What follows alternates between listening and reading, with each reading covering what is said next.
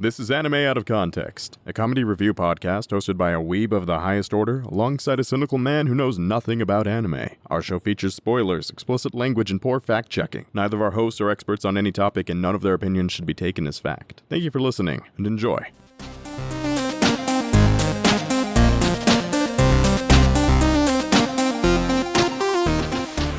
Hello and welcome to Anime Out of Context, the show where I attempt to explain the sometimes weird, sometimes wonderful, but always hilarious world of anime. And our fans just ask me why the long face. I'm Sean Rollins. I'm Remington Chase. And Remington, you're looking pretty good, buddy, all things considered. Yeah, you know what? Better than I would anticipate after an expanded revisit of a very trashy anime last week. So, doing much better than most would anticipate. In fact, yeah. I'm feeling downright chipper, Sean. Yeah, I'd say that's probably one of the most positive trashy experiences you've had, and you've known me for years, so. What about you, Sean? How are you feeling? Oh, you know what? I think I'm doing pretty dang decently overall. I've been doing a lot of good research. Sean, do you ever just feel sad? Remington, please. What? Remington, I do feel sad sometimes, but I only get sad when you start taking the lead in conversations in the first half of our anime podcast. You see, that just goes to we've become so formulaic, Sean, that even me trying to start a little bit of banter, that can be discerned by you as something strange and weird. We're fitting the formula too strongly, Sean. We need to break away from it sometime. Remington, we just did an episode about fucking the Oda Nobunaga thing where you complained about lack of structure. Well, I'm not saying a lack of structure. I'm just saying I'm worried that maybe we're too formulaic at times. But okay, fine. I won't ask a question. You can ask me a question, Remington. It's fine. I get nervous. I do a lot of work preparing for this, and you scare me sometimes. You know what scares me, Sean? The existential dread of reality. Yes, that's a great point. I'm glad that we're bringing the existential dread of reality into our comedy review podcast. You know, I really want to laugh now that I have eldritch horrors lurking in my mind. And my actual depression is eking out into our public space. You know what, Sean? I have another question. I'm derailing this episode a little clearly. bit. Clearly. I feel a little bit... Like, we haven't even mentioned anime yet. Like, we've talked briefly about what we did last week, but we didn't even say, okay, here. We did anime. All right, quickly, reference anime before I go on this tangent. Okay. Fucking Dylan is my waifu. How about that? That'll work. That's all you want to say before all right, cool. So Sean, we've been doing this podcast for a while, right? And we've grown quite the audience, right? And I'm pleased with that audience. Once again, this is totally tangential to anime. But we've grown quite an audience, Sean. And you travel in weeb circles quite a bit, right? We don't do much traveling these days. Well, let's be honest. But like in the general sense. Yes. Whereas me, like I don't really actively associate with a bunch of weebs on the daily. Like there's some of my friends who happen to be weebs, but I don't have weeby communities like Sean does. And so I don't get a feel of this, but I'm wondering, how do you feel with the great weight of fame on your shoulders, Sean? Remington, you do realize that we are a podcast and we do have a lot of lovely people that listen to us, but we are still very much a very small podcast. I can still walk out on the street and not have somebody walk up and be like, hey, that's Sean from Anime Out of Context. Well, yeah, not walking in the streets, but like we're one of the largest podcasts in our little niche, and you are greatly involved with that niche, so I just figured a bunch of weebs are like, oh my god, it's Sean! And then you're like, oh my god, it's a fan! And that's like how you both sound for some reason.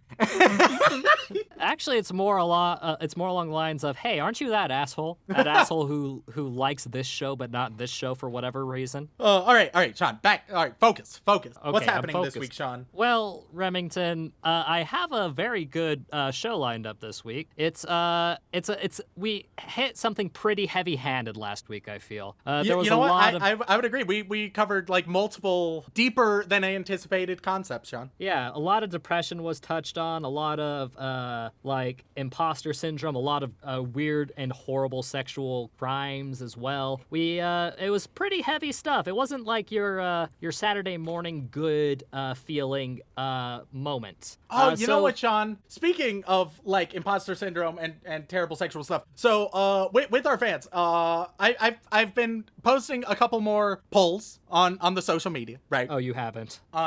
Just getting feedback, you know. So far, people have been I don't know, generally optimistic. They've a lot of their answers have been indicating because I've asked like when things should be or if they're going to happen or not. Different ways. Like I mentioned last week, I asked a very innocent question about April Fools. Innocent is a heavy asterisk there, my man. But I just wanted to show some appreciation for the people who answered those polls, just giving me some feedback. It's just really good to know, and I appreciate them taking the time to do that. Okay, it's very good to thank people, and we are very grateful for any feedback we get because it helps us grow both as content creators and as people. But you know, that does make me think, Sean. What does it make you think, Remington? What does it make you think? I'm just fucking with you, Sean. I wouldn't do that 2 weeks in a row. This time we're actually doing it. Yes, it's April Fools again, Sean. It's that time of year. You might think, wow, that's soon. Yeah, sometimes it takes a year between April Fools. Sometimes it takes a little over a month. Wild card, bitches. So, Sean, I'm sure. Before you continue, I have one thing I want to say. Everything I said that was nice about our community, I take it back. I'm rescinding that. Wildcard bitches was a bad move. I had something good and wholesome planned today, and this is what I am rewarded with. Oh no.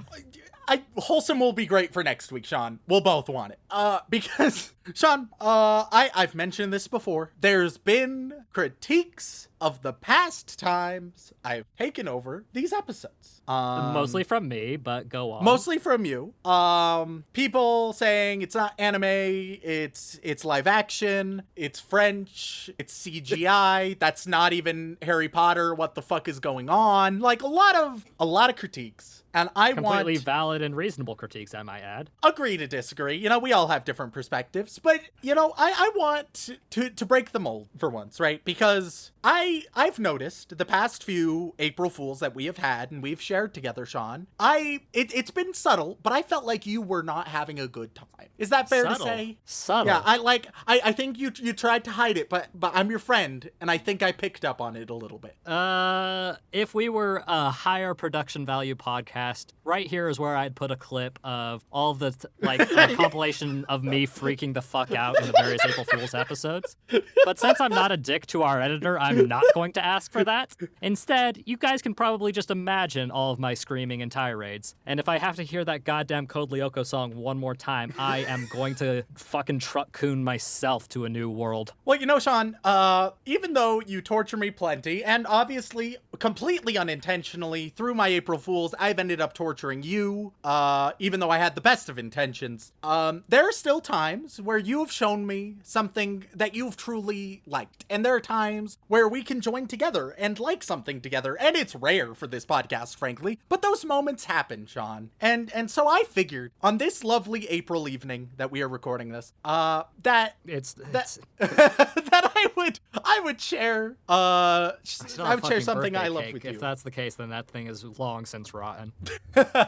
Sean, I'm being completely genuine here. I'm gonna show you my favorite show, I think, of all time. Really? Really, Sean. I am not bullshitting you. This is actually, I genuinely think, gonna be the first good April Fools to Sean. Now, of course, I could be wrong. Who knows? Maybe you will break my heart just as I've broken yours many, many times. We have a habit of breaking each other's hearts on this podcast, and we could continue that tradition today. But, Sean, this week, I want to share with you Bojack Horseman. Okay.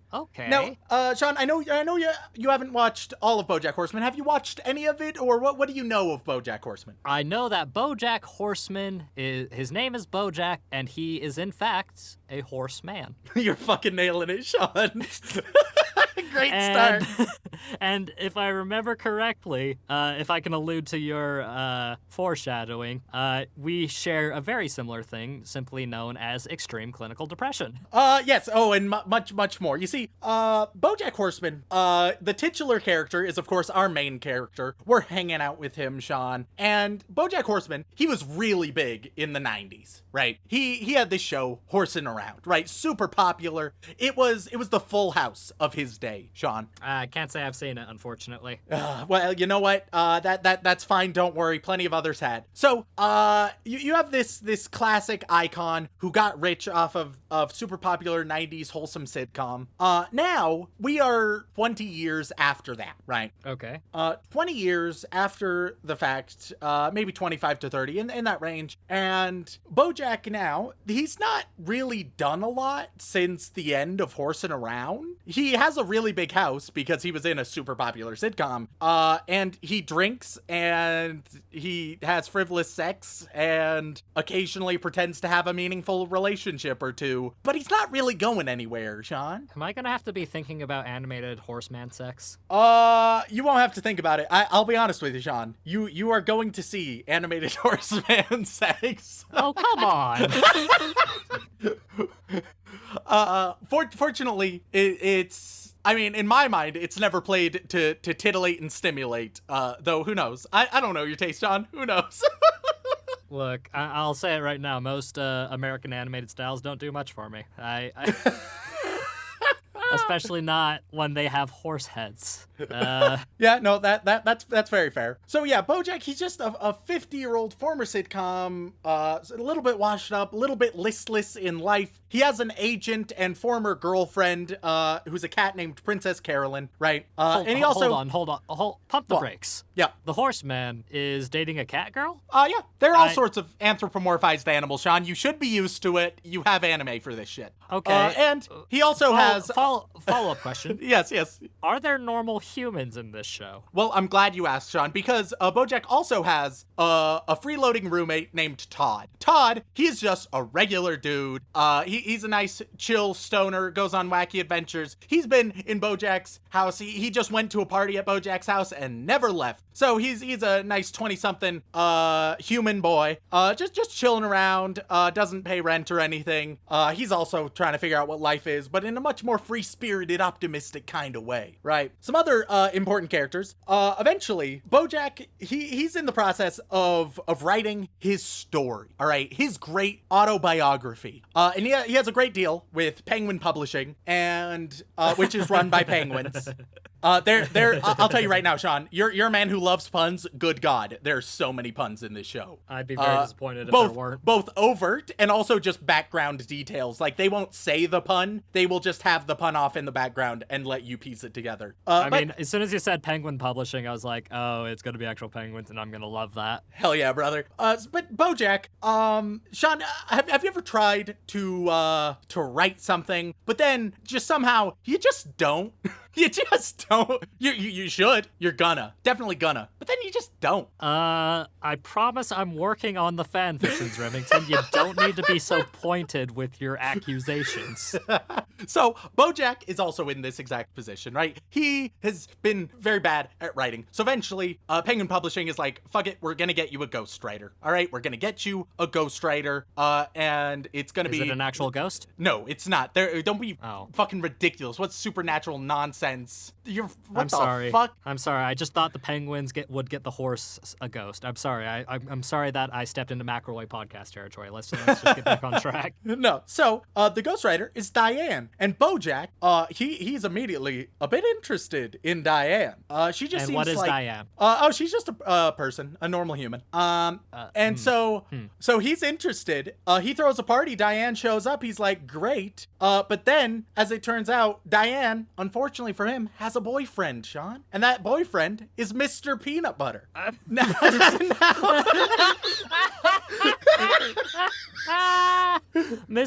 Please tell me he is just a normal fucking human. Oh no, he is a golden retriever, Sean. Next best thing.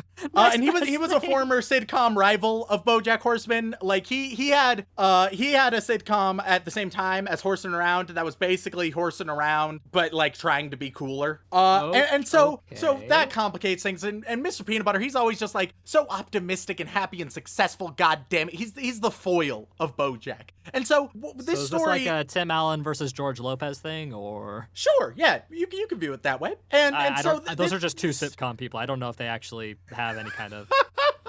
My pop culture senses are throwing usually Bob Saget in there, and then they'll all tussle. But that gives you a broad framework of different characters, and you'll meet plenty more, Sean. But here's the thing. When Bojack Horseman was first released, it wasn't that liked, Sean.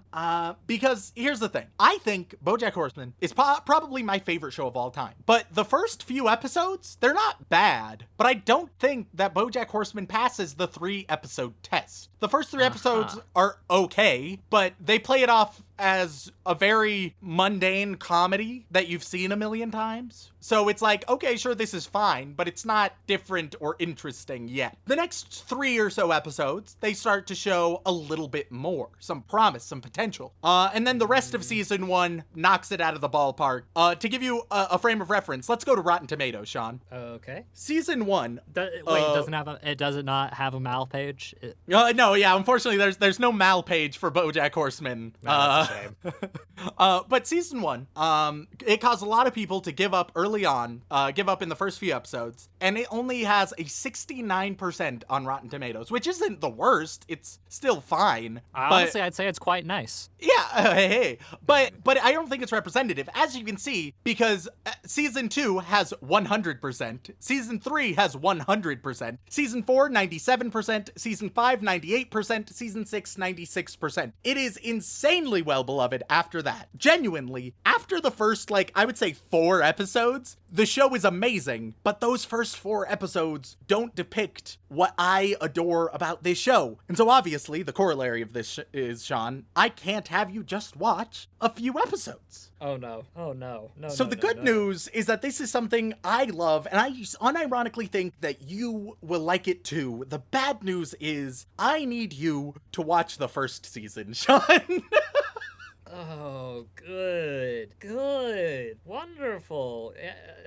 I get Sean, nihilistic, self-deprecating stuff for at least fucking 6 hours. This should be fun. But Sean, here's the thing. I'm willing to make a wager. I'm willing to make a bet on Bojack Horseman. I adore it, and I think I know you well enough. I think you will really like this show as well. So I'm going to say, if you don't enjoy this show, if you don't feel the laughter or some emotional impact from this show after watching 1 season of it, then I'm going to give you a free bullshit rule that you can redeem. Another bullshit rule bestowed unto you that you can inflict upon me for making you watch an entire season. I am willing to bet on that, Sean. And you know me well enough. That is some serious stakes in my mind. Remington, you make the worst bets imaginable. The last time we had a bet on a show, you failed so quickly that we missed one of your swears. Yes, but this is not Totoro, Sean. This is Bojack goddamn Horseman. It is one of the single greatest shows out there. It is so phenomenal. From the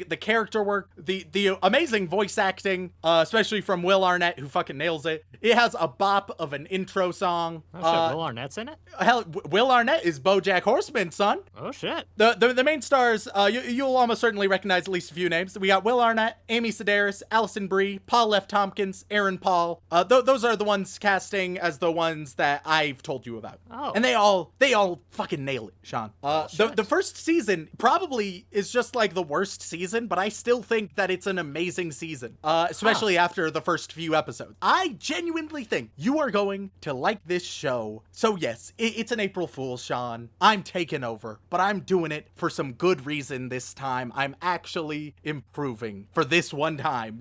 I'll tell you right now, the next April Fool's, it's gonna fucking suck. But this one, this one right now. Oh, good. Great. Now I can't even revel in the good. I just have to sit with this growing fear that the next time you start asking questions at the beginning of a show, you're going to take me over and take me down to whatever the opposite of Paradise City is. Fucking... Could be a couple weeks, could be a year and a half. Who knows? All I know is that the more polls you drop, the more likely it's going to be another random-ass wildcard thing. For all I know, you could make it happen next week, and then I would cry. I would cry. Oh, Sean, so surely hard. I would never do that. That would be a very wild card thing to do. I swear But- to God, Remington. Don't focus about next week. Focus on this week on BoJack Horseman, watching season 1 of 6. And I should mention, those 6 seasons, that's all there is. They officially ended it. They didn't keep it going forever. This is a show that actually has a proper definitive end, which is nice. I think you're gonna like it, or you're gonna break my heart. But I this is something I'm confident in. This is something I believe. And I think that covers just about everything you need to know. So let's jump right in and watch the entire first season of the absolutely phenomenal BoJack Horseman. Oh boy. God damn it. We were lost, and now we're found, and we're horsing around. Ladies and gentlemen, welcome back. We have just finished watching the first season of the acclaimed BoJack Horseman. Sean, Sean, you've like just finished watching, like just not right this second, but very close. So how are you feeling, Sean? Is feeling the right word we want to use for this situation, Rem? Because I feel like feelings are going to get very complicated here in a couple of minutes.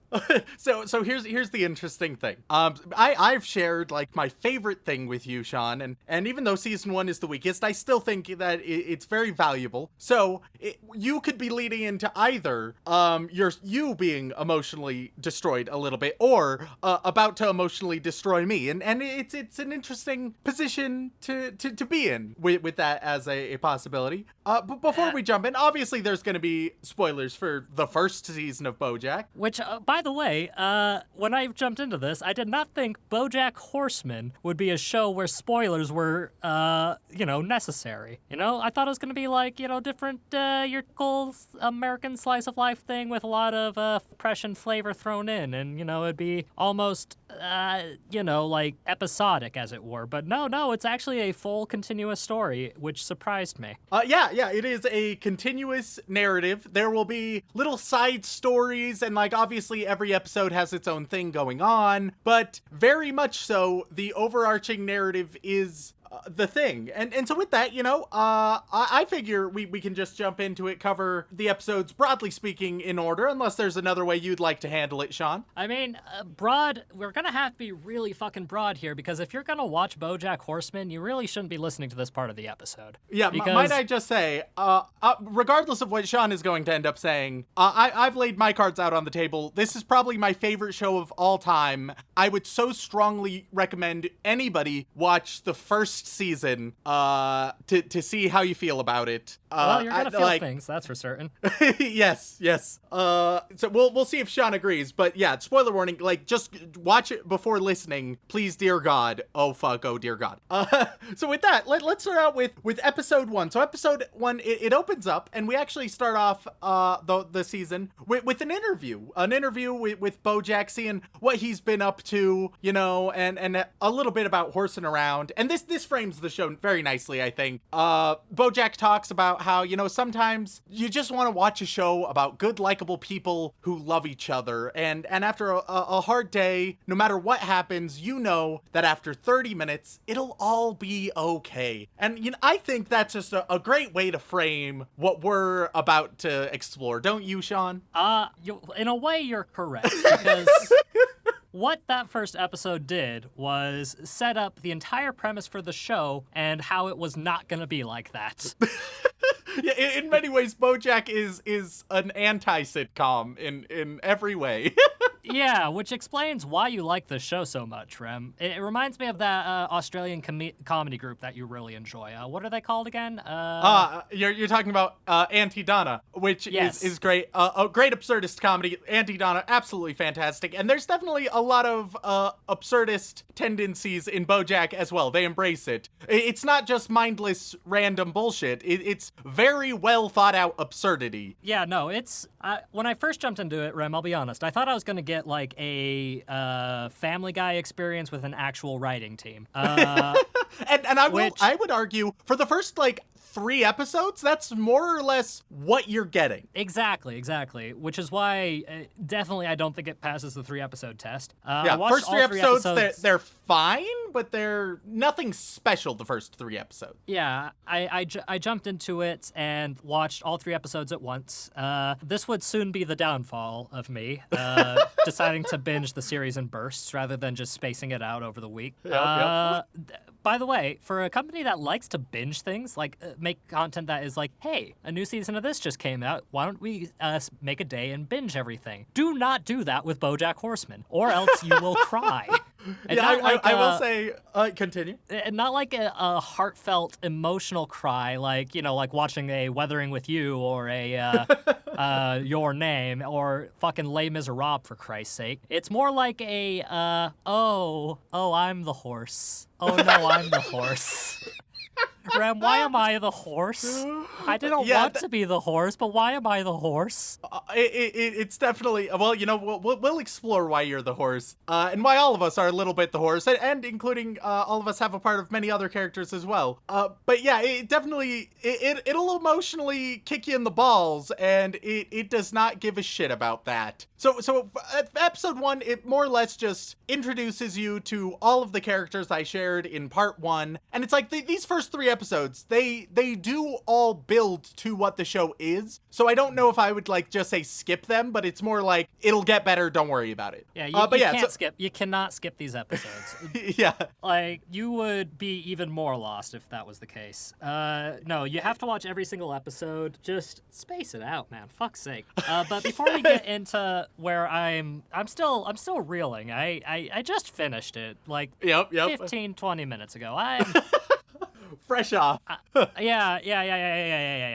Like, this, for film buffs out there, it is reminiscent to how I felt when I first saw Requiem for a Dream, but not as traumatizing, or possibly more traumatizing. I can't tell which at this point. I know you don't watch films, Rem, but if you ever want to really feel like horrible, Requiem for a Dream is a good film. Watching it more than once. I don't imagine that anybody who has like seen the advertisements or generally knows of Bojack Horseman and has watched Requiem for a Dream, I don't think that's the comparison they were anticipating if they have not seen Bojack Horseman. It's a fucking accurate one. 100%. But yeah, so episode 1, very straightforward. It just builds especially upon what I mentioned in part 1. He's writing a book, he needs a ghostwriter, introduce all the other characters. Episode 2 is a pretty lighthearted episode, right? It's all about how Bojack has he went to the grocery store and he took some muffins that Neil McBeal, the Navy SEAL, had dibs on. He had dibs on those muffins. Except, and I think we can all agree his dibs was bullshit. Like, it is the... Like, this is the first time I so started Sean sympathizing hates the troops. Don't you start this bullshit with me, Rem. I will cut you. My father served in the military at one point. But no.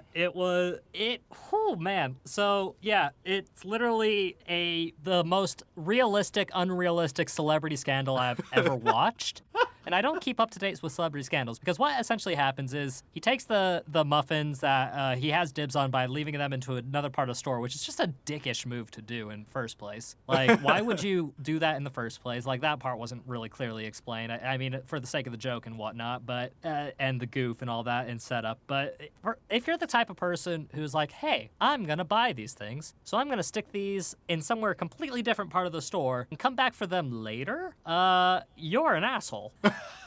Like, Yeah, and so Bojack obviously he you are in agreement with him. Bojack thinks it's sort of bullshit. Bojack also mentions how like he essentially talks about the military not being inherently heroic just by being military, blah blah blah. And in a way, this episode is a more lighthearted microcosm of a lot of what's going to happen in the future, where a lot of times you can see Bojack's point, right? And this will apply to other characters as well. You can totally see their point, and you're like, yeah, but the way that it is then handled is not the best.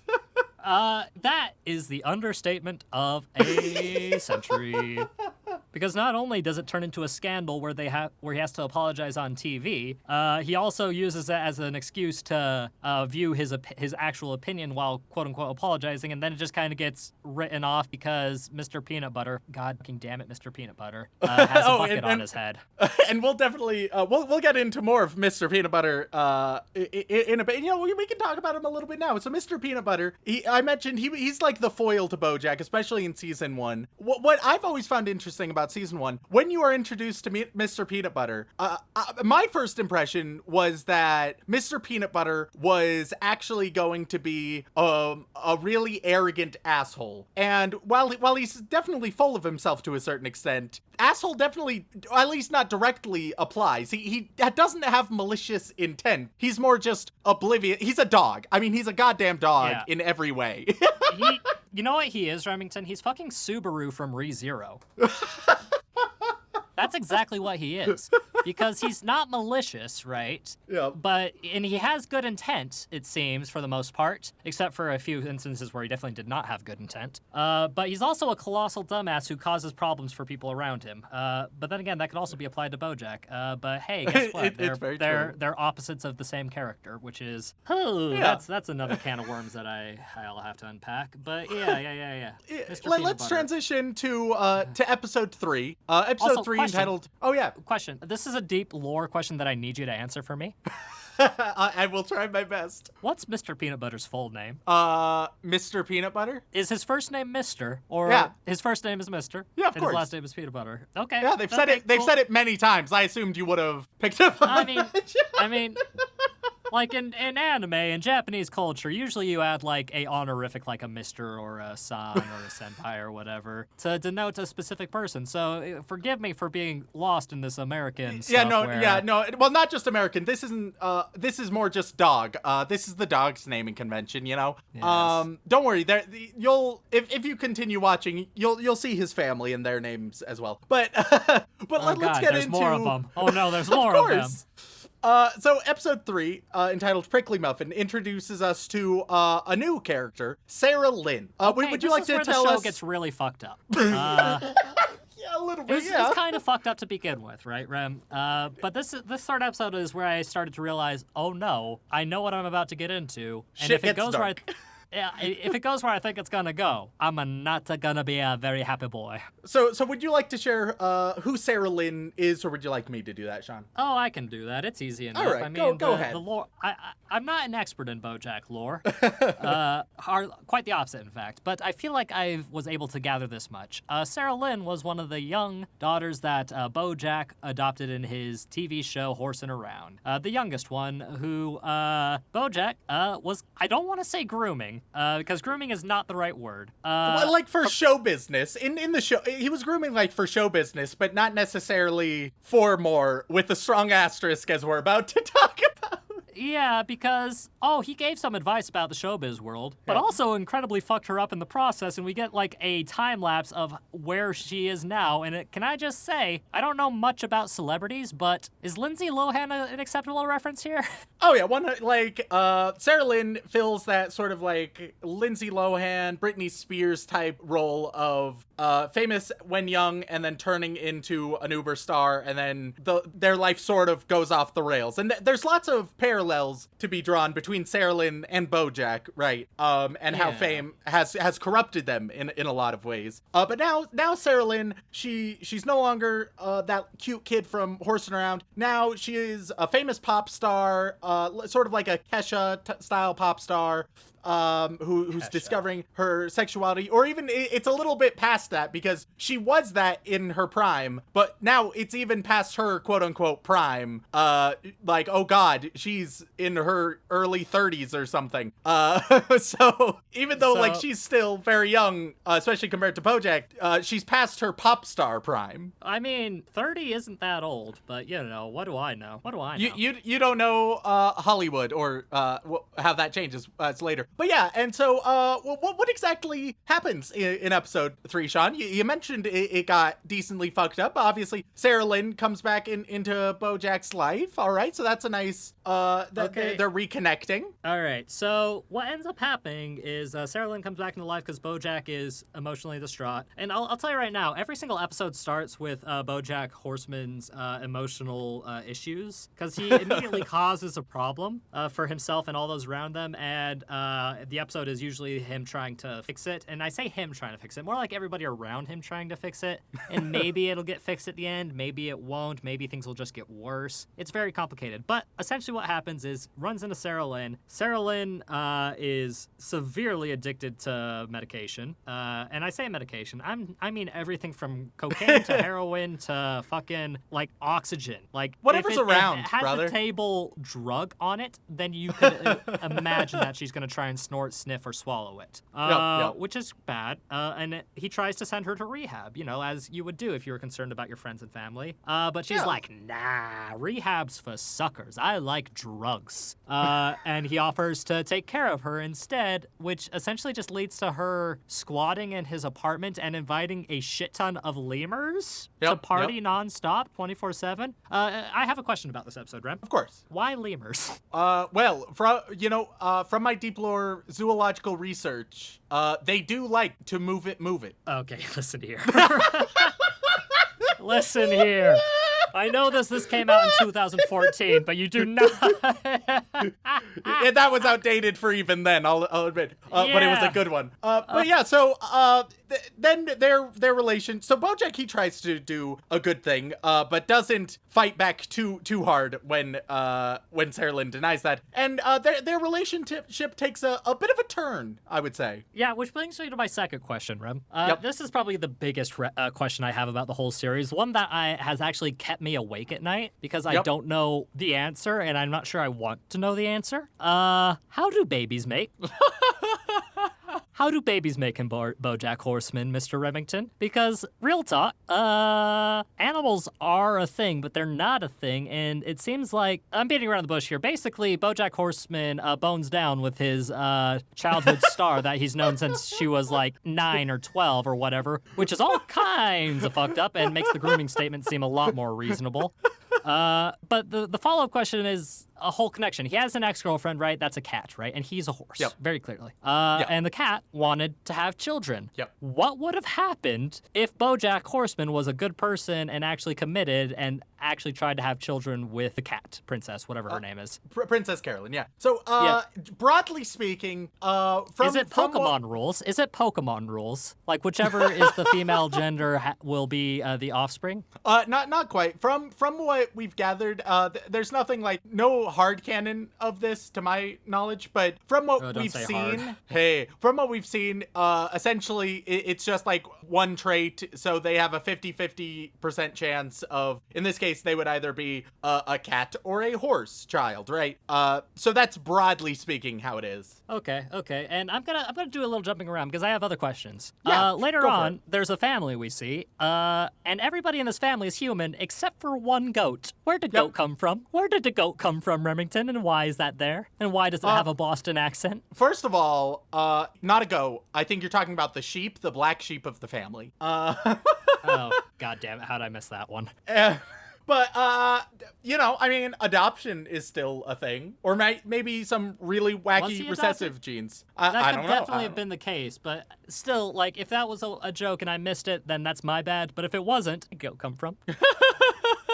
I assume adoption, but Okay, but yeah, So- no, so now- after continue. after boning down, which by the way, Rem, this is our third week in a row where we've had gratuitous sex and or masturbation in a show. I don't want to go 4 weeks in a row. Hey, I would argue that Bojack has the least gratuitous sex, and also I can't remember a time where it's focused on you being like, "Oh yeah, they are fucking good." Like definitely, at least with Bojack, that is definitely not meant to titillate in any way. No, I hope. because the show is hideous, by the way. I will say that, but that's on purpose, so it's not really a point against it. Yeah, it's an art style. You definitely get used to it as you watch, but it can be a bit jarring initially. Yeah, it ain't great. Motion tweens are definitely a form of animation, but it's not one that should be used regularly. At any rate, so then- my Oh, baby good, questions keep are going. weird. But after the prickly muffin scenario, eventually she gets kicked out because reasons and goes to rehab, but probably doesn't actually go to rehab because she shows up later on and whatever, and it doesn't matter. But that things get dark, very dark. Lots of drugs, lots of sadness. Yep. So amazingly, like within those first 3 episodes, I think more than anything, those 3 episodes, it's like you could be forgiven if you were like, okay, this is a comedy that seems to get pretty dark at times and attempts to cross some lines. And like if that was your only impression, I can understand that. Episodes 4 through 6, I would define these next episodes as like the transitionary episodes. They're not quite fully Bojack yet, but they are on their way to becoming Bojack. And then the latter half of season 1 and everything past that is tried and true Bojack. Episode 4, it primarily is about Todd. Todd, he the good old roommate, the bum roommate. He is writing a arguably rock the best opera. character in the show, mostly because he's the least shitty, I think, next to Diane. Yeah.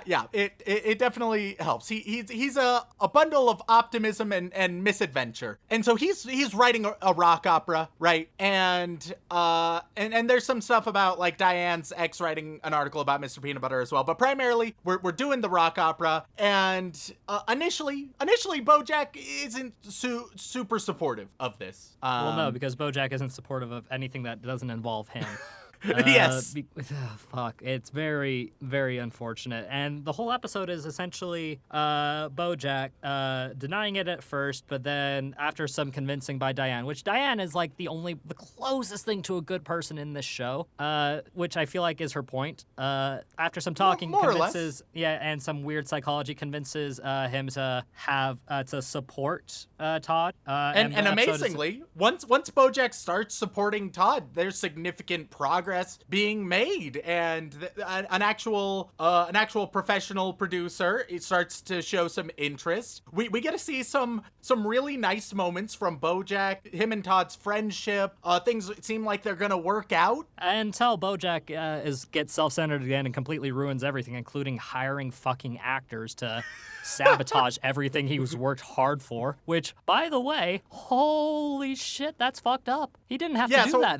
That's maximum effort for maximum shittery. So, Bojack essentially, Todd is addicted to certain video games, and so Bojack creates this scheme where instead of Todd going to perform this grand rock opera and get his real shot at producing it properly, he hires character actress Margot Martindale, who played, of course, by character actress Margot Martindale. And Yeah, there's a couple of those in this show, and I do appreciate them when they show up because Don't worry. that's a good subtle pun. you will see character actress Margot Martindale again. She's great. I But wish yeah, I didn't. I wish I didn't. along with her assistance, he gets Todd addicted to this game. And initially, the way the episode is presented, it seems like Bojack is opposed to this before we realize that he was behind it all along. And oh no, we thought this was a wholesome episode and that Bojack was doing okay until it definitely wasn't. Yep, because why have a good happy story, Rem? Why would you do that to yourself? I think episode 4 is the first one that really shows not just that the show is willing to get dark, but that it's willing to fuck with your emotions properly, right? Because the previous episodes, it's gotten a little bit dark humory, right? But you could still feel like it's still a comedy that just pokes the darkness sometimes. This is the first one that actually, hey, these characters, they're gonna get fucked with, and you're gonna grow attached to them, and then bad things happen. Which, you know, it's oh boy. The next episode, episode 5, we get to learn a bit more about Diane and her family. Yes, the Boston family, where they go because Diane's father, keels over and her family wants her to come over and help things. Except her family is like the worst. Yeah, the so worst. What this is good for, especially emphasized later, but Bojack, he of course had a rough upbringing that's been mentioned up till now, and now we also see Diane's family life, which a bit, so we get some comparisons and contrasts between those. We also get to flesh out Diane a little bit more, because up till now we've seen a bit of her and she started to be explored, but now we get to actually see her much more humanely than previously, and see what she has to put up with. Yeah, it's no coincidence that she's the Ghost Rider, because she also is a different side of the Bojack coin, whereas she also had a really, really shitty upbringing, but she actually puts in the effort to make herself something and to get away from her shitty family and whatnot. What I'm trying to say is, Remington, how closely do you feel like you're connected to Diane? Well, you've alluded to you being Bojack. Now you've alluded to me being Diane. Sean, are you implying that you want to steal me away from my significant other? Is that? I would do that, except for the part where she is small, feisty, and very, very willing to sacrifice me to Satan. That applies to my significant other, and maybe to Diane too. Along with episode 5, so we get that dynamic, and Diane and Bojack, they start getting closer. Meanwhile, Todd and Princess Carolyn, they capitalize on an opportunity, and they turn Bojack's house, as he's away, into a fake tour of celebrity David Boreanaz's house. Yes, who I actually really enjoyed as an actor. I don't know what he's done lately, but I loved watching him in Bones. Yeah, so you see, and so they tour. They create this entire scheme, make a ton of money. Todd ends up getting arrested for all of it because shit goes south fast. Yeah. He was also Buffy he was. Well, no, he was not Buffy. He was. I didn't know Boreanaz had that kind of range. Oh, he's a very good actor. No, he was Angel in Buffy. My bad. This is so good. Episode 5. I would love to see a reboot where he portrays Buffy, and that would be. I support it. But yeah, episode 5. Pretty straightforward episode. Build some more of those relationships, which are really central to the show. Episode 6. We get some more relationship shenanigans. Because so far up till now, it's been very heavily shown that Bojack is really into Diane. Yep. Diane, for him, she understands him. She's reasonable. She's smart. She's attractive. But of course, she's dating Mr. Peanut Butter. Bojack's rival. Again, that's a mental image I don't want to think about. Just from a logistics standpoint. You certainly don't need to, Sean. Do we see them have sex in the future? Maybe. Who knows? Don't worry about it. Bram. Who know? I said who knows. It's up in the air, Sean. I don't want to see anything up in the air. But so this episode really explores that theme, because you have Bojack. He gets drunk, as he often does. He's never really not drunk. He's always a little bit drunk, at least. And, as you do when you're drunk, he makes some bold mistakes. Namely, he steals the letter D from the Hollywood sign, which is a bold move. Yes, and I will say, my favorite joke in that entire episode is the fact that it's no longer called Hollywood; it's just always Hollywoo. Yeah, and that will continue. That is a running theme, Sean. Yep. They are in Hollywoo. Moving forward in like the next season, for example, it stays Hollywoo. It really good stuff. But Bojack, he's in a bit of a crisis.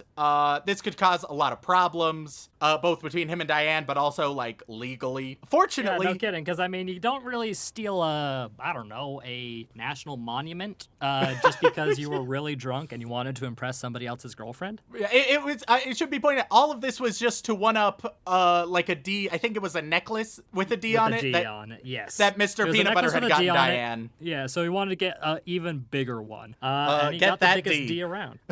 So, it turns out he was the biggest D around. But he needs assistance, and, sometimes assistance comes from the least likely of places. The assistance for Bojack comes in the form of Mr. Peanut Butter. Yep.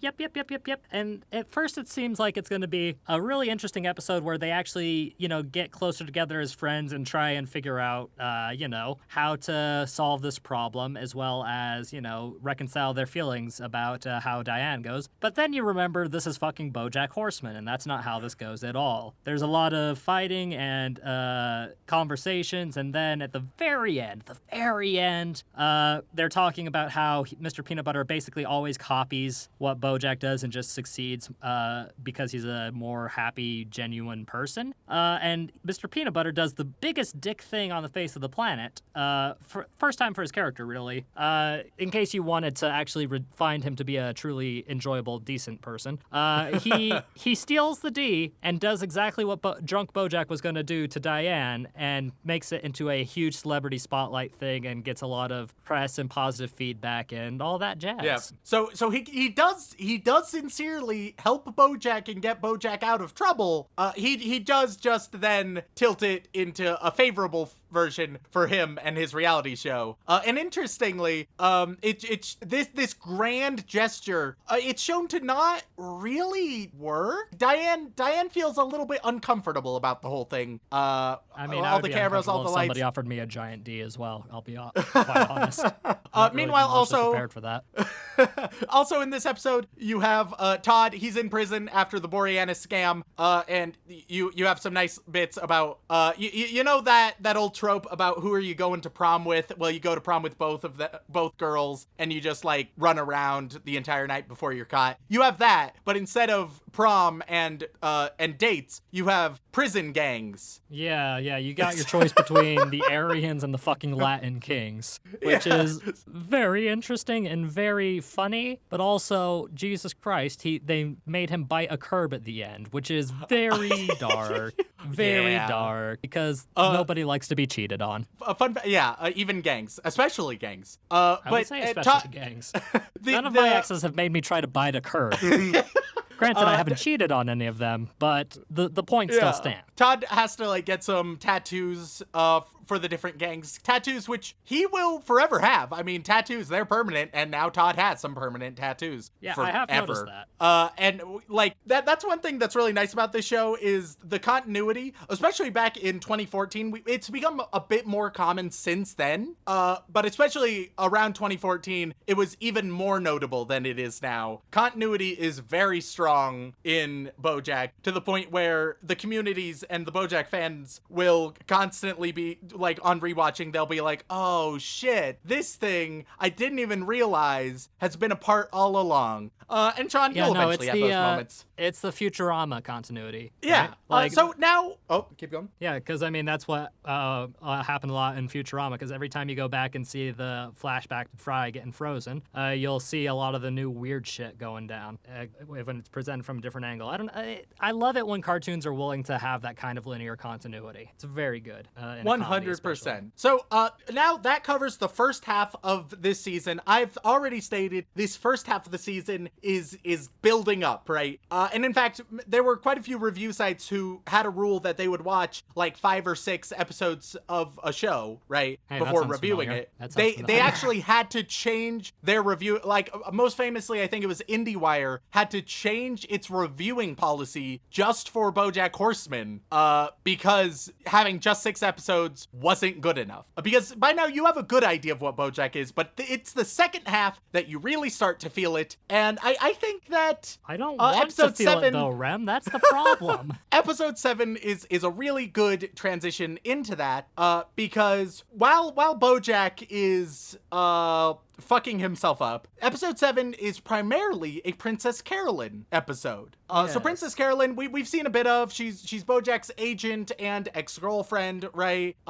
There's been some tension between them with the questions about their relationship, but now we finally get to explore who Princess Carolyn is, and this episode makes her a lot more sympathetic. And boy, oh boy, it's a Bojack Horseman episode. Let me put it that way. So yeah, without getting into too much detail, nutshell, the Cliff Notes version is Bojack goes on a bender, does a lot of really stupid stuff.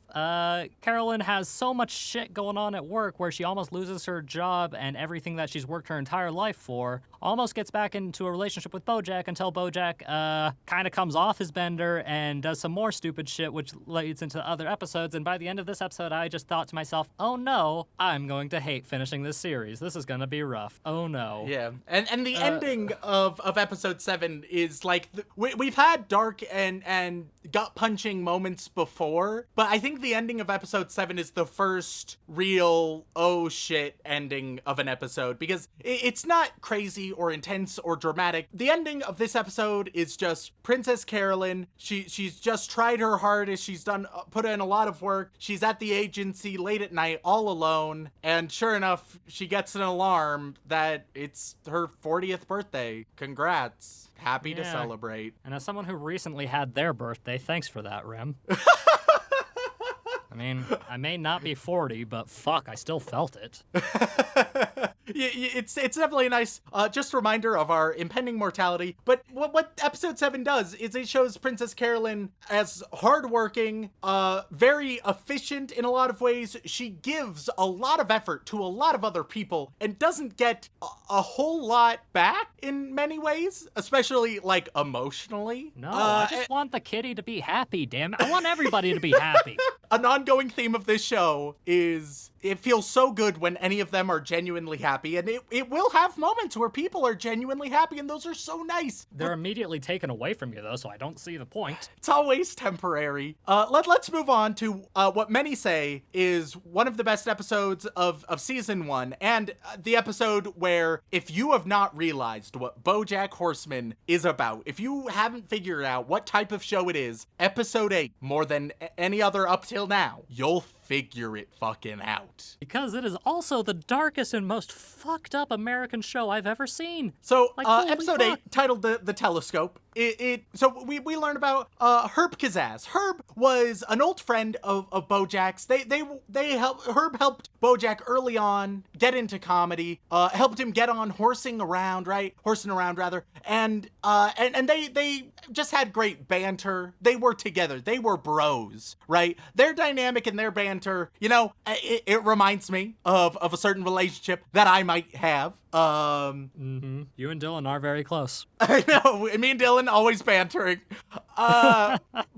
But the dynamic between Herb and Bojack, and it's shown through, we see it also through some, like, flashbacks as well, like, their dynamic.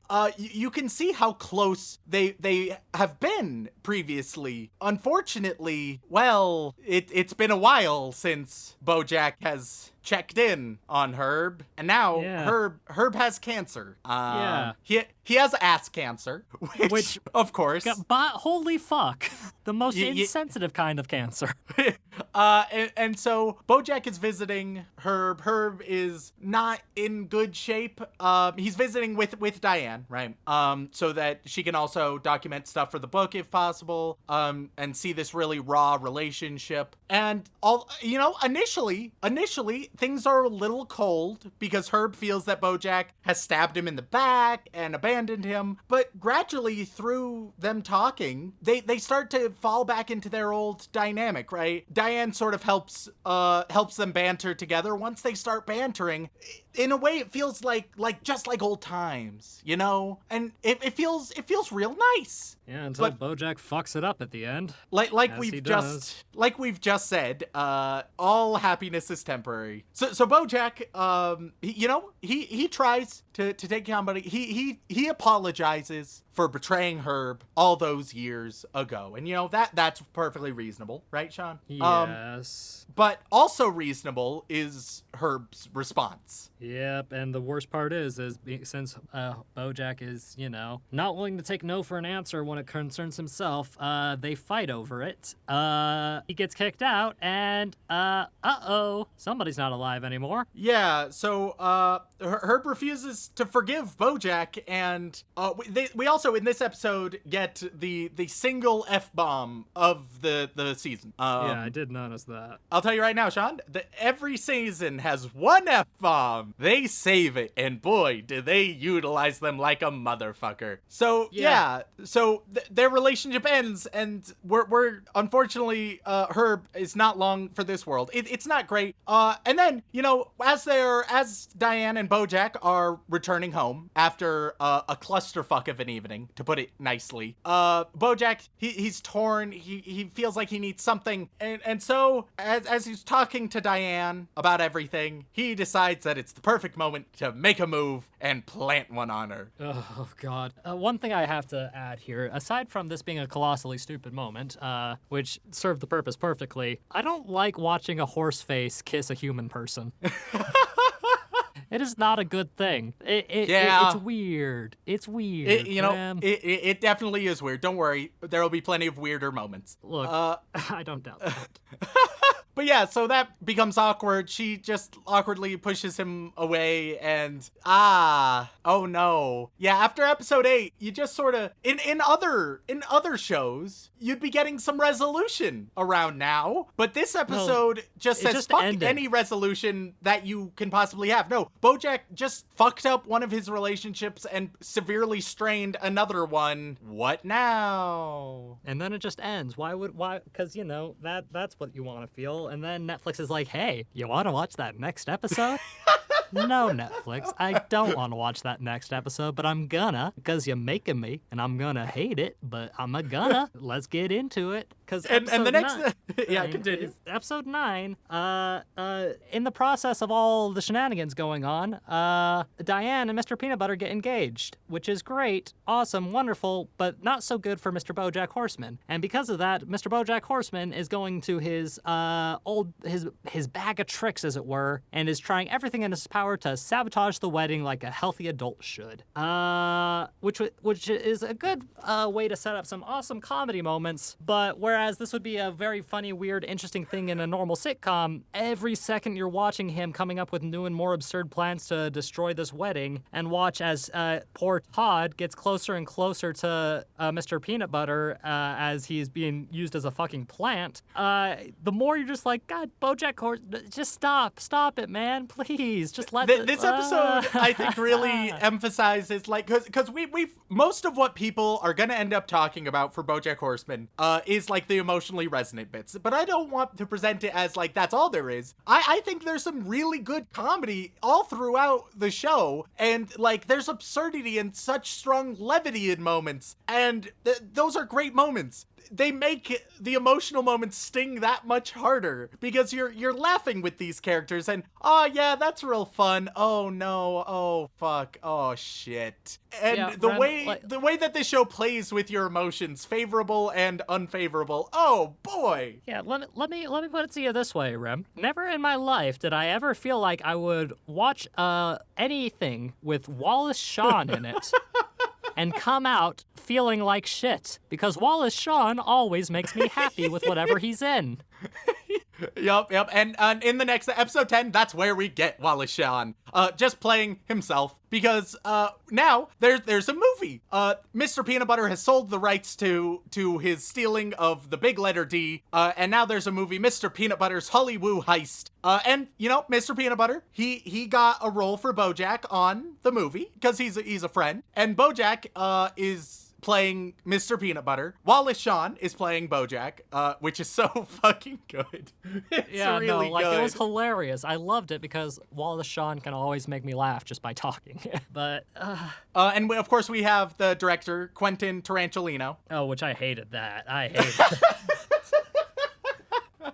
Oh, like not from like an arachnophobic's perspective, but from, well, I suppose it is from an arachnophobic's perspective. Not because it scared me, but because it was one of those puns that I was just like, God damn it, I hate this. Yeah, there are a lot of those. I hate this.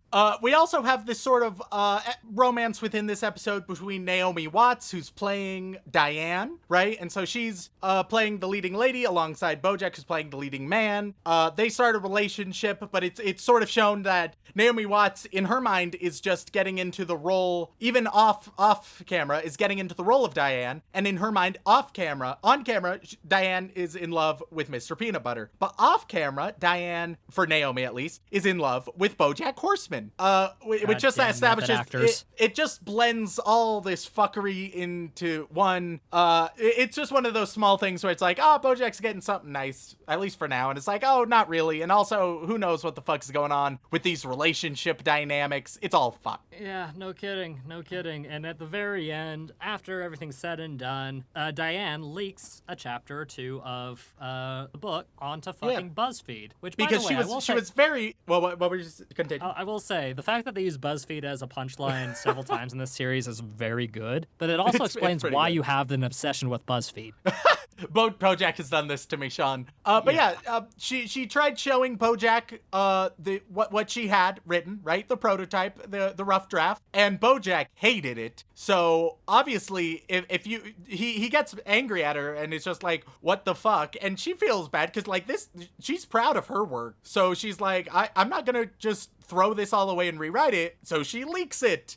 And oh no. So after seeing that, Bojack, understandably in this case, because, pretty fucked up to just leak a very personal book, even if you're mad at someone. So at the end of episode 10, Bojack, he fires her, which it's harsh. He's incapable of making a good decision for himself. But I mean, I would argue this one, it's fucked up, but it does make sense. I mean, she blatantly went against what she was supposed to be doing. Yeah, from a business perspective, it does make sense. It's something that you really should not have done. But the thing is they did it, and the results of it turned out to be fairly positive overall.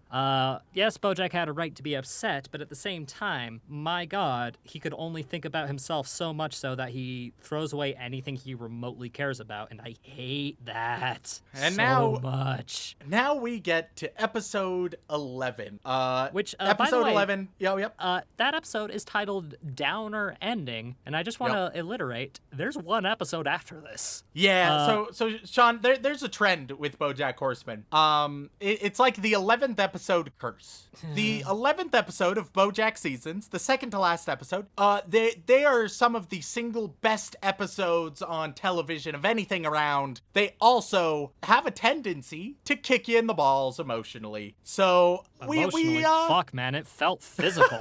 I almost asked Dylan to come into my room while I was watching it and asked him to give me a swift kick in the nards just to make sure I could still feel something. So episode 11, it plays with the art style and just storytelling generally, because Bojack, he's very infuriated at the finished product of the book that Diane published about him. He doesn't like his depiction, and he says, fuck it, you know what? I'm gonna write my own book. I'm actually gonna do it this time. I'm gonna get a crack team. By crack team, I mean one of them is we're gonna do a lot of crack on this team. He gets the people who he can get at this point, which is Sarah Lynn and Todd. And so he gets Sarah Lynn and Todd. They do a bunch of drugs and attempt to rewrite his biography, right? Yeah, let this be a listen, kids. Never mix Adderall with cocaine. Or do. I'm not the boss. Just know that it'll probably kill you. So, we get these hallucinations. We play with the art style quite a bit.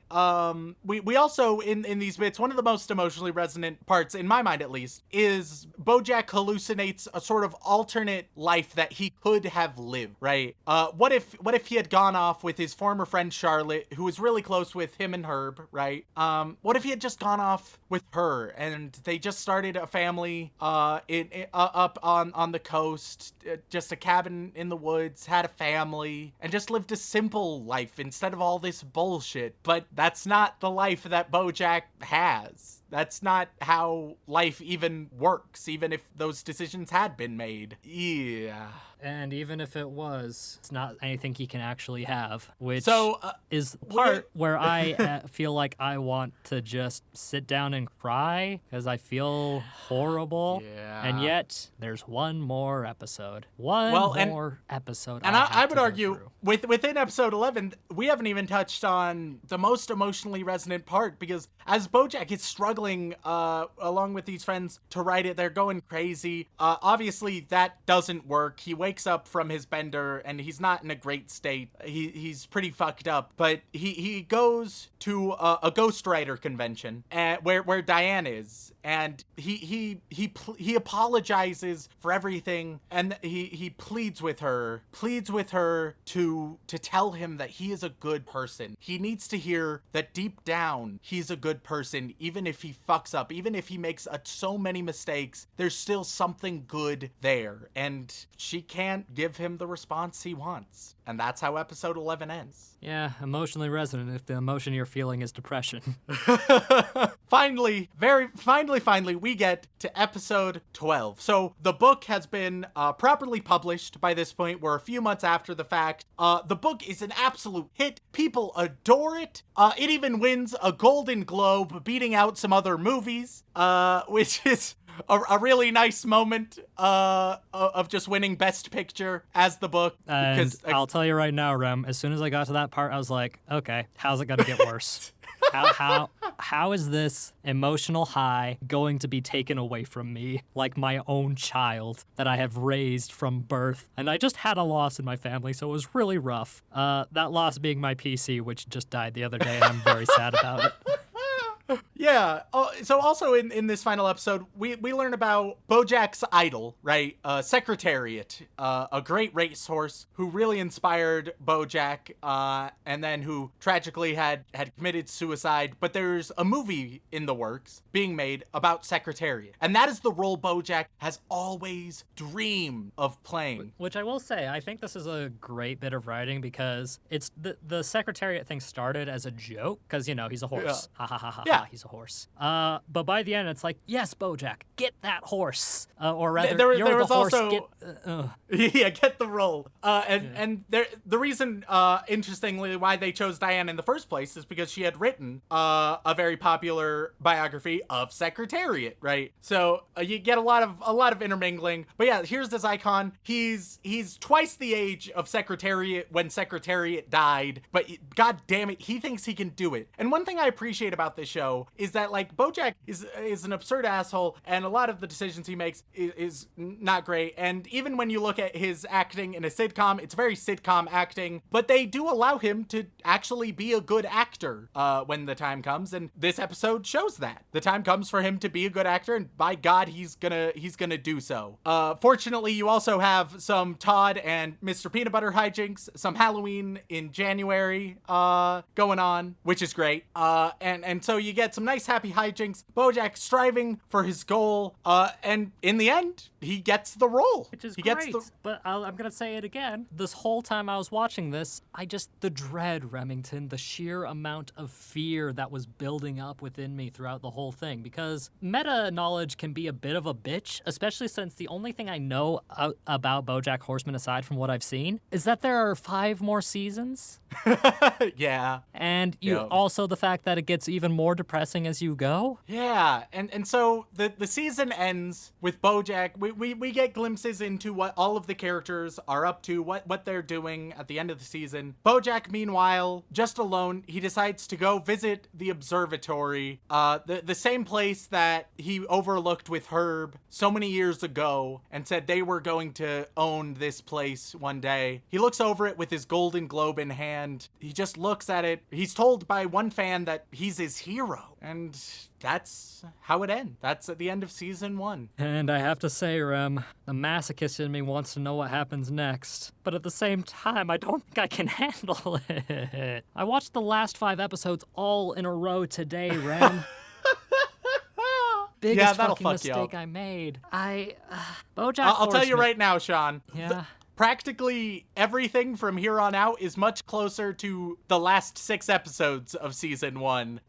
It's not nonstop punch in the guts, though there's plenty. There's great comedy, amazing dialogue and puns, and really well thought out scenes, while also some of the most emotional relationships and fuck ups that I've ever seen. It's rough. You know, I had a list of all the cute animal puns that I thought were really funny. Yep. There were But I some don't know good if ones. I don't know if I have the energy to share any of them. Well, you know what? Just share like what one fun little animal pun or little background gag, because there's plenty of those. Which one of those did you enjoy the most, Sean? Which one did you notice and you're like, that's a good one? There were quite a few. One that I really enjoyed was the electric eel with the stun gun. That was really good. That made me Yeah. laugh. Yep. I also like the maggot funeral director who doesn't walk but slithers away. That's good. That's pretty good. Yeah, they I have like all that sorts kind of those. What's nice, sometimes they'll be blatant about it and they'll point it out. Sometimes they'll just have something on in the background or let you put the pieces together. But you know, Sean, we've talked all about this, right? We've talked about now every single episode of season 1. We know that it's emotionally destroyed you, Sean, but I need to know, for me, I've argued that even though the first season isn't perfectly representative, it's still good enough, and especially the last few episodes of showing why Bojack Horseman is my favorite show. But what are your overall thoughts on Bojack Horseman, Sean? Oh, fuck, Rem.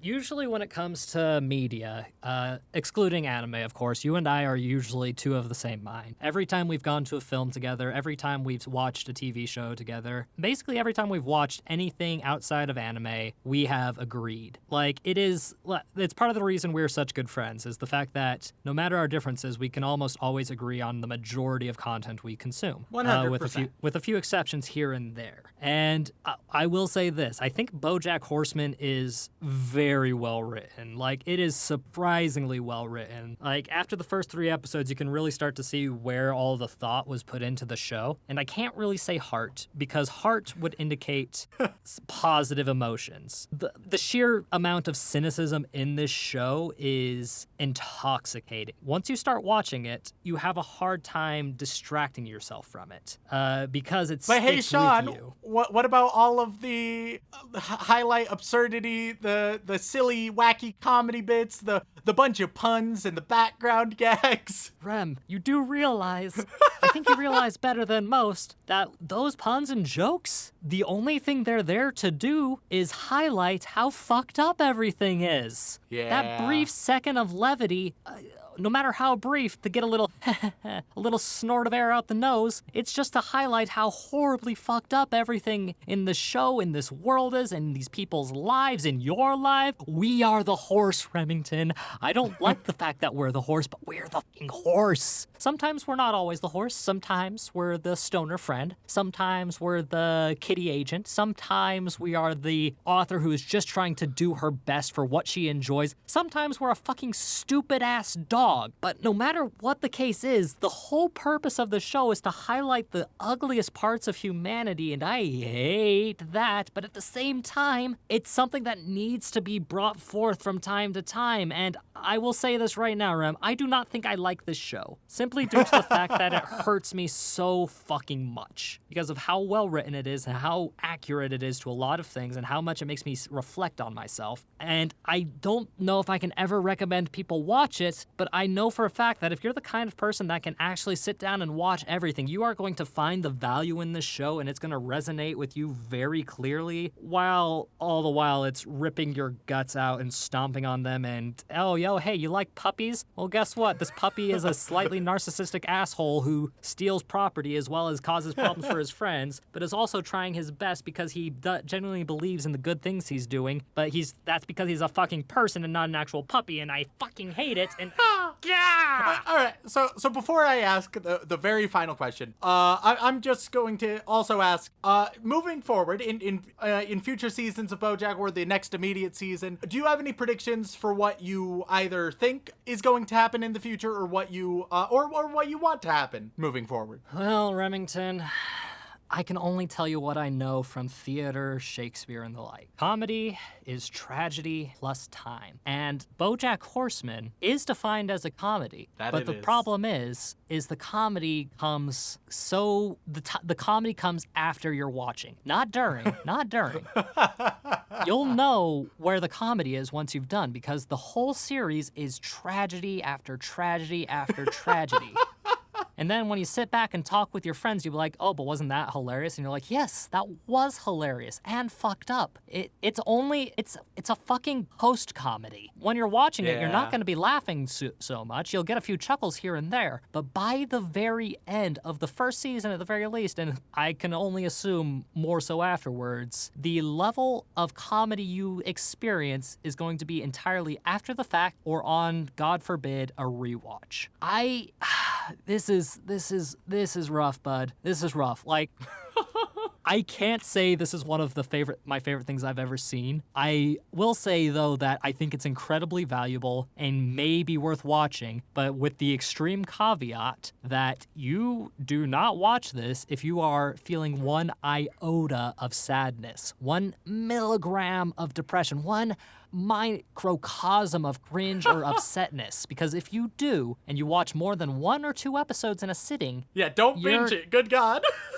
Yeah, I watched 5 episodes in a row, and this is a comedy show, Rem.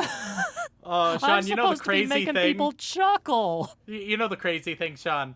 Compared to a few moments that happen in future seasons, this season looks pretty damn tame in comparison. And as you stew on that, Sean, I think it's time for the question I have to ask. Do you want to watch any more Bojack Horseman with me, Sean? I'm gonna be honest, Rem. The answer to that question is complicated. The thing that pops into my head is no, of course I fucking don't want to. I do not want to watch more Bojack Horseman. But am I gonna watch more Bojack Horseman? That's a major probably, my man. The only catch is you're going to be sat in the fucking room with me because I am not doing this alone again because I literally lost a night's worth of sleep because of this. I will gladly be by your side, Sean, to see all of the rest of Bojack Horseman moving forward. Who knows? Maybe we'll turn it into a watch-along for our fans. But nonetheless, I want to thank everyone for watching. Nobody loves watching 2 guys sat in like moping we'll sadness. All be sad together. It'll be great. I'm just gonna have a pint of whiskey. Fucking hell. No, you're not getting the outro until I grieve all of my grievances, you son of a bitch. I am upset. I am sad. I'm a little bit horny, but that's nothing to do with Bojack. It's just emotions are hard. I need a drink. Do the outro. Sean, why the long face? All right. Thank you guys so much for tuning in. We really appreciate it. If you would like to show your guys' support, then please leave us a review on wherever you listen to us, whether it's Apple Podcasts, Spotify, Stitcher, especially Apple Podcasts, or word of mouth is the single greatest tool that you guys can use. Also, if you'd like to go even the next level, well, we have a Patreon that you guys can support us on, patreon.com/anime-out-of-context, where you can get access to a handful of bonus episodes and all sorts of pre-banter content, literal hours of bonus content there. And you also get the privilege to have us horribly mispronounce your names. Sean, would you like to take it away? Oh, fuck, it's my turn. That's right. You're damn right it is. I was wallowing in trying to figure out what year of whiskey I was going to go after. And I feel like the only appropriate one is Jack Daniels because it's about as worthwhile as my existence. I need a therapist. Of course, we do have lovely people that we need to thank. We love all of our bland bitch protagonists and our magical girls. But more specifically, we have to get to our yandere waifus. So thank you very much to Sarah Birch, Kazu Morocco. Fuck, that name is long and I can only see part of it. Oh, god damn you, Patreon, and your weird formatting bullshit. Weirdly, if you shrink the page, then it might reformat in such a way to show all of the name. You're shitting me. No, I just fuck with the size and it might work. It's real weird. I don't fully understand it, but I often shrink it so that it becomes obnoxious in format, but you see the entire name. Okay. Just fuck with the size and eventually something will change, probably, if it's the same as happens to mine. So taking up Kazu Morocco. Anonymous, let's talk about Handshakers Gamer. Juliana, Salty Pretzel, Glenn Michael Dolan, Ross Palmer, Jacob Livingston, H. Wood, Giggly Wiggly Jiggly Gibbly. That's a good one. Farmer, what would Rem cost to be a rental girlfriend weeb? Alexander Nacienseño. Rem Hub. Andrew Rowicki, NVIDIA RTX 3080 graphics card sold out instantly, and now I am sad. Don't worry, Sean's sad too, for different reasons, but Yeah, my computer is very dead. Matthew B, Devin McCutcheon, Sage Schiffner, Reverse Kismo. Well, mister, your yogurt isn't yummy at all. Gross. Oh no. Peter Vlasadi. Vlasadi? I say Vlacity. Vlacity. Well, it will be corrected eventually. Ready to be isekai'd. Kenneth Reed, Remington Merrill, Visual Bin, Hunter Davies, Alex from Straya, Apostle of the Church of Remington, Alston Limerick, I like AOT for the Yechi, Snap Snips, don't know what that is, but it's funny, Ichigo015 Simp, Bad Bunny, Yeah, that's awesome. and that's all of our Yandere waifus. Thank you all so much, but we have to go even further beyond. We have to go to the magical land of Hogwarts, where I am going to give everybody at the boy wizard tier, I am going to give everybody at the boy wizard tier one of the Valar. Now, Rem, do you know what a Valar is? Don't patronize me, Sean. Of course I do. Yes, of course you do, Rem. Of course you're aware that the Valar are the various immortal deities of Middle-earth, but it's a bit more complicated than that. You took the words right out of my mouth, Sean. So, first and foremost, Eternitarian. You are, in fact, the Valar, the creator of the stars, Elentari, also called Varda. Let's see. Yes, of course. Delina Perez, you look like you're a fan of the dwarves. So you get, I forgot how hard the Valar were to pronounce. Aule, or otherwise known as Mahal, the creator of the dwarves. Hell yeah. Miguel de Leon, well, you look like a tree kind of guy. So your Valar is Yavanna. Trees represent? Which is the creator of the Ents. They also call him Kementari. And then, of course, we've got some more lords of the Valar. Pilkster, the Symphogear advocate. My man, you look like you are a fan of Melkor, the first Dark Lord, the real big bad guy. Since you're a Symphogear advocate, I feel like that's appropriate. Rare, I'm gonna simp Hibike Euphonium until it's reviewed Kumiko. Well, if you're gonna be simping that hard, that means you must have a massive thirst. So you're gonna have Olmo, the Valar of Water, as well as the Sea King. Hell yeah. Quenching that thirst. Exactly. Killer Queen Requiem. You get Nemo, or Mandos, the Doomsman and the Judge of the Dead, who's also happened the husband of Vare. So Okay. good for you. Congratulations on the marriage. Congrats on the marriage. Enrique Perez Torres. I really hope I said that right. If not, I'm sorry. You get Irmo or Lorien, the Lord and Master of Dreams, Visions, and Desires, and creator of the Olor Mal, or Path of Dreams, and the Damn, husband that's a of great Este. one. That is a very good one. Enrique, hey, you made off pretty good. All right, last but not least, what is Matthew Robinson gonna get, Sean? Matthew Robinson. Matthew Robinson, Matthew Robinson, you are going to get Nienna the Weeper and the Lady of Mercy, because you seem very merciful to us, and we appreciate that. Perfect. All right, and then we have to move on to a yet higher tier, a tier whose name I still find irritating, but I have no choice because it's set in stone. We have the Chefino Musco tier, and I'm going to give everybody in the Chefino Musco tier, I'm going to give them an emotional animal, because that's basically what I am at this point. So first and foremost, Wholesome Harem was my favorite metal band back in the 70s. You're going to get you know what? You are going to get an ecstatic owl. I feel like that's appropriate. Okay. By the way, while you're saying these, Sean, in my mind, I'm just checking off whether or not these actually exist in Bojack canon. Well, that's up to you, man. I'm mostly just coming up with these off the top of the dome. One or two of them might be, but if they are... I'm just personally tallying for my own purposes to see, like, for example, ecstatic owl. To come. Seriously? More or less, yeah. Fuck. All right. Cool. I'm sorry, I'd be it's something- ecstatic too if you just came out of a coma. Anyway, continue. Oh, Jesus fuck. Oh, Jesus fuck. Oh, no. Oh, No, don't worry. It's wholesome, Sean. It's wholesome. Okay, next is Almighty Sinner. Almighty Sinner, you're going to get, how about you get a dramatic reindeer? Okay. And Touchly Diplomat, I feel like you have to be a military seal. That's not an emotion. See, look, My favorite emotions emotion, military. You could do the great emotion of self-righteous over muffins that you call to dibs on. We've all had that That emotion. is true. That's a very good emotion. But I'm just gonna go with petty. You are a petty seal. Congratulations. Silicon Spectre, you. If anybody was a sad horse, it would probably be you. I'm sorry, Oh bud. shit! You got the Egyptian god card right there. Sad horse. Touchy Diplomat, you are an emotional emu. Also, we got some twins going on. There's two touchy diplomats. Wait, Just what the one fuck? of them has a capital T. What's going on, touchy diplomats? Explain yourselves. Who's the imposter? I don't know. They're acting pretty sus to me. See, we can stay hip with the trends. Are there actually two, or am I? Yeah, no, there are. Well, separate for- emails and everything. And they're both on this month. If you are the same person who's just doubled up, probably don't do that. Speaking Yeah, of no, probably, don't do that. And since you're willing to just kind of toss money in our general direction, you are in fact a very happy ditzy dog.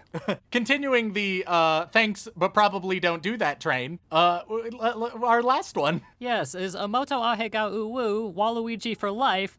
Stop it. The tier is gone. The king is dead. Long live the new king of not having a Waluigi tier.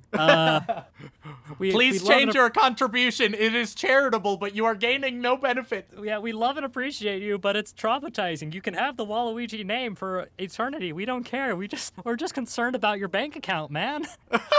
But after the concerns of their bank account, what emotional animal is Amoto Ahiyao, Sean? Stressed penguin. We didn't mention the stressed penguin too much. It's a good character. It's a good one. It's Very a really good character, which is high praise. But also, you're turning me into the stressed penguin, and I can't handle it. But if you would like to contact us directly with questions, comments, and concerns, then please send us an email our way at animeoutofcontext@gmail.com, or you can get a hold of us on Twitter at AnimeConPod. Thank you guys so much for listening, and as always, don't fuck your sister. Though that'd be pretty normal for this show, I have to guess.